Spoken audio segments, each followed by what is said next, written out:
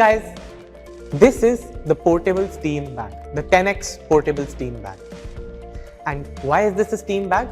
It is a steam bag because we have electrical, technological and even art substances, objects that are kept in this bag. From modeling clay to sewing kit to our VR headsets, we have everything in this small area.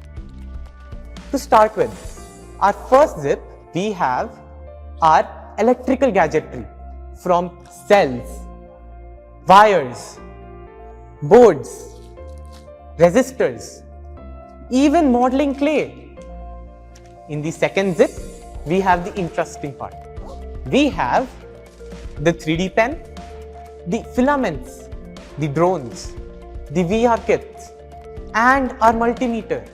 Lastly, in the last zip, we have our laptops. So, how are these all components necessary? Why are these in the portable steam lab?